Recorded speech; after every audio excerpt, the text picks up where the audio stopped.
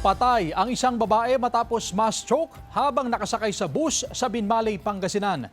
Nakaalerto, Jasmine Gabriel Galban. Hindi matanggap ng pamilya ang sinapit ng 39 anyos na ginang na nasawi matapos ma-stroke habang nakasakay sa bus na biyaheng Dagupan City. Galing Lingayen ng biktimang si Jerilyn Castillo kasama ang minor de edad na anak at pabalik na sa Dagupan nang mangyaring insidente. Papunta sana sila sa ospital upang bisitahin ng kaanak pero bigla nawala ng malay ang ginang at natumba.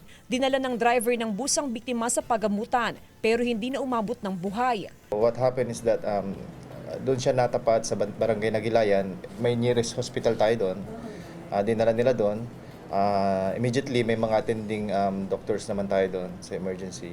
Kwento ng ama ng biktima, Sabado ng hapon nang bumisita ang anak sa kanilang bahay sa Lingayen. Linggo ng umaga, idinadaing daw niyang masamang pakiramdam. Sabi na masakit yung katawan niya. Pinakain ko ng gamot.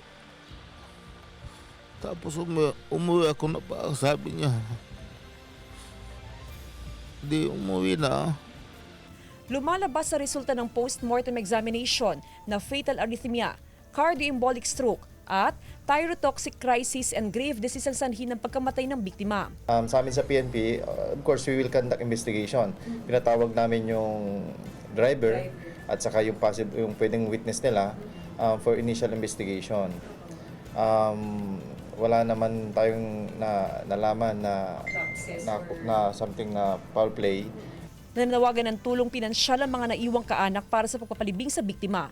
Kasama si Daryl Peralta, Jasmine Gabriel Galban, North Central Luzon.